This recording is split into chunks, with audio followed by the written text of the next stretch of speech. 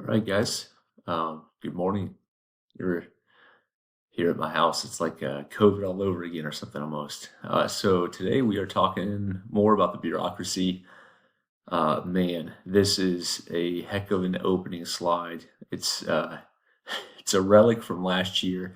I taught Cooper Jackson last year and Link Jackson the year before. And so Cooper last year came up with the idea of having Lincoln make an appearance in this slideshow. And here we are. So in any case, we are condensing these last three sections of our content. And so we've got condensed like Campbell's soup, which for some reason in my mind came to Hannibal Lecter. The sub, if the sub's watching this, is probably thinking I'm really just a weird person, and they're probably not wrong, am I? Or are they? Okay. So the first piece we're going to talk about here is delegated discretionary authority. And so essentially what this means, let me get myself out of the way here, is that once Congress passes a law about something that they want to fix, the bureaucracy then has the opportunity to figure out how they're going to actually enforce that. And so, like we've talked about a couple of times now, the people that are in the bureaucracy, in theory, are the experts. Congress is kind of relying on their expertise to then make policy, well, to make regulation policy after Congress passes a law. So, for example, if they want to address, air pollution, Congress, doesn't really know how to regulate that, doesn't know how to, measure that. That's not their area of expertise. They just recognize that there's a problem and say there needs to be a fix. And so then the experts that are in the bureaucracy figure out how they're actually going to enforce that and how they're going to measure that and actually make regulations on it. Okay. And so the president, obviously, because they're selecting these people that are in these positions, has some authority over them and how they are going to then be enforcing this policy. Okay. So for an example, like we talked about before, um, with like EPA and pollution stuff and the Clean Air Act that happened in the 1970s. Clearly, something needed to be addressed here. This picture here is just appalling. And so then the EPA makes regulations for actually measurements and stuff like that to figure out how much is acceptable, how much is not acceptable, what are the fines if businesses are breaking these regulations, that kind of thing. Okay. Um, so I've got a map here for you. I've got a couple of different links now. Obviously, you can kind of come back if you're interested in this stuff. You can come back to this. It's a good connection to apes, and I know a lot of you guys are in apes, so that's why I kind of picked this topic here. So let me go over to this map here. So this is kind of an interesting map. This is air pollution rates, okay? And so basically, the darker it's shaded, the more air pollution there is. And so this would be a good like quantitative analysis. So you could look at these and say, what is the air pollution cancer risk for Winston-Salem? And you could click on it, and then it's going to give you like a specific number here. So 30 and 1 million basically would be cancer risk in Winston-Salem. And then you could look at a general trend here, and general trend obviously is that the Southeast has the highest risk of air pollution. A big piece of that is because this is where a lot of the industry is now, but there's also a political connection to this, and we'll see if you guys can figure it out. But a piece of it is how this part of the country typically votes and how that party views environmental regulations versus business freedom to establish, a better economy, that kind of thing. So it's kind of an interesting one. It'd be a good one to kind of connect, hint, for a quantitative analysis. So let's go back over here to the slideshow. And yeah, we got all this done. Okay, so now we're going to look at the Code of Federal Regulations, which sounds incredibly boring. And so basically, once an agency creates a regulation for, say, air pollution or water pollution or whatever, it's submitted to this thing called the Federal Register. And this Federal Register it's just a list of all the regulations, the policies that have been put in place by the bureaucracy. So like, it could be any number of things, like how much water is acceptable to use for new shower heads manufactured after 2025. I mean, just all kinds of stuff. And So basically, it's just a list of all the different regulations, and it also includes like how they're going to enforce it. So like kind of like the measurements and stuff like that. A lot of quantitative stuff goes into this, and it's 81,000 pages now. And so it just kind of shows you how many regulations the government has created over the course of time. So we're going to look at some of the ones that are in there. Some of these are like totally ridiculous. I went searching and kind of went down a rabbit hole last week when I was kind of prepping for this topic, and the some of the stuff is just it's crazy. But all right, so let's look at these. So the first one, milk spills are to be reported and treated the same as oil spills. So if you have like a tanker truck of milk and it wrecks and it spills, it's to be treated the same way as if it was like, gasoline or oil, that kind of thing. So the environmental regulations for milk in terms of transportation and stuff like that are the same. So you can only lend your falcon that's used for falconry to a friend for 45 days. No idea why. Ketchup must go through a Bostwick consistometer to then be measured. And if it's too thin, then it has to be labeled as tomato sauce. I don't know what it would be if it was considered to be too thick. I don't know. Tomato paste, maybe? I don't know. But in any case, it has to measure a certain number on this weird contraption to be considered ketchup. You can't leave the country with more than $5 in pennies or nickels unless it's used for numismatic purposes, which is like coin collecting. I guess they're trying to make it so that we're not like getting rid of our minted money. I don't know. No unreasonable, this one's funny, no unreasonable gestures to passing horses on national park land. So you can't like, flip them off or something like that.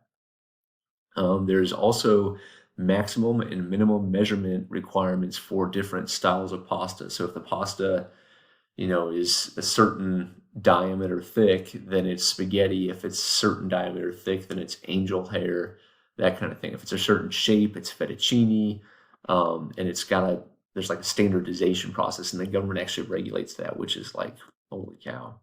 And to be qualified as Swiss cheese, the cheese has to have holes throughout it, otherwise it is not Swiss cheese. And this one is hilarious. So that each of these policies has like it's almost like what is that as library? Dewey Decimal System. I guess that's probably like super obsolete now because I'm old. But in any case, each policy has a number and all that kind of stuff. So this is the number. Oh no, this is the number for a policy that says you can be punished with up to 6 months in prison if you have offensive personal hygiene while you're at the Library of Congress. I think that's a pretty old one, but in any case, you can't go in there stinky and do research. So don't go in there stinky. Okay, so how do we keep the bureaucracy accountable? Because obviously, like a lot of these people are, they're experts, but the leadership is appointed by the president, and the president kind of deals directly with them. There's not a whole lot that feels like it gets checked with this, but we're going to see how this is kind of done. So basically, Congress can check the bureaucracy. The first thing that they can do is use oversight, which we've talked about a number of times. So essentially what that means is that they can kind of go back and check to see like the law that they passed 5 years ago is having the intended consequences through the bureaucracy. So if they decide they want to like restrict air pollution, then the bureaucratic agency, the EPA, is going to come up with some kind of number for regulation.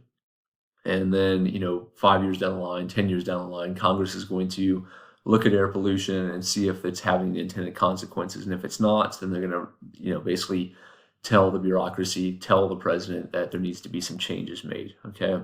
And the way they do that is through the power of the purse. So if this agency is not doing an effective job, then the Congress, obviously the House, can cut their funding. And if they are doing a good job, and if they are doing what Congress wants them to do, then they can allocate more funds, earmark more funds for that agency. And so a big piece of what they do in terms of congressional checks on the bureaucracy is money. Okay.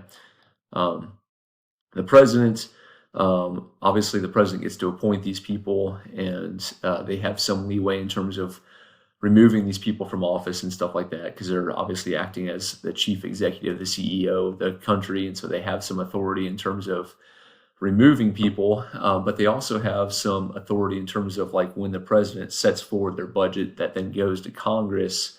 Obviously Congress actually passes the budget, but the president has some like, I guess you'd say like goals or areas that they want to spend more money on.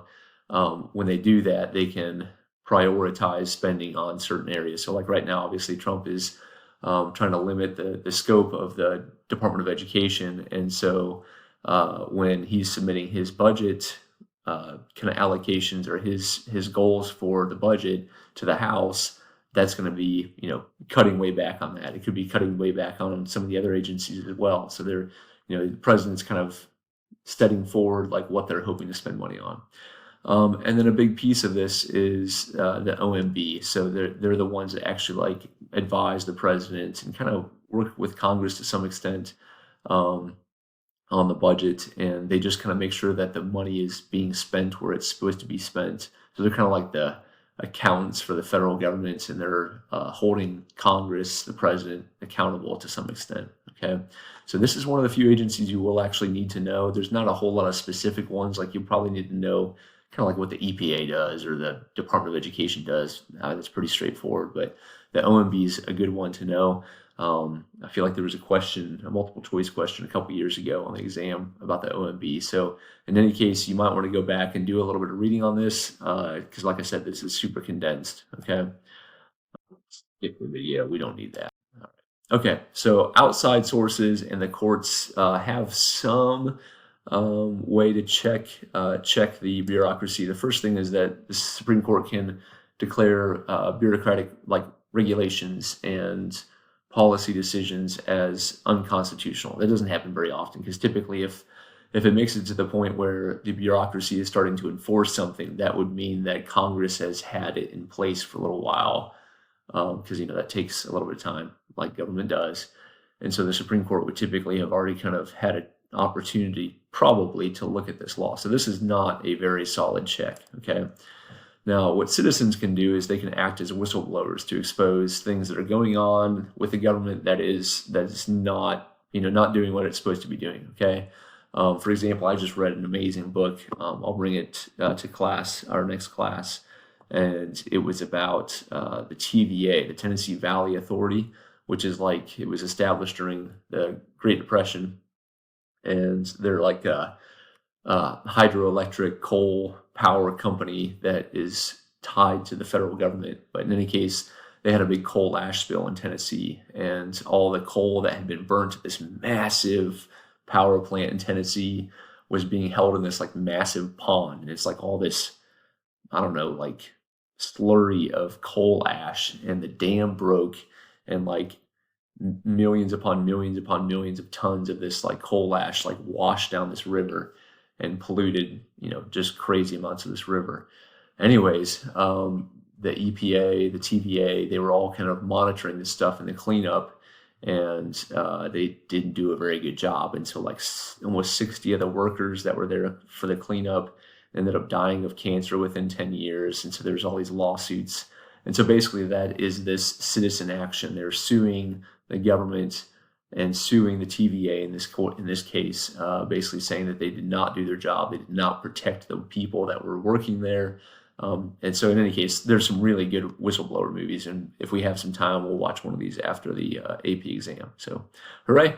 For the remainder of the day, you need to work on either the progress checks. There's actually 2 of them for Unit 2. I think it's like 40 questions total, something like that, multiple choice. And then you can work on your projects as well if you're not already done with those, okay? Hooray. I should be back. What is today? Monday. I should be back on Wednesday with you guys, so hooray.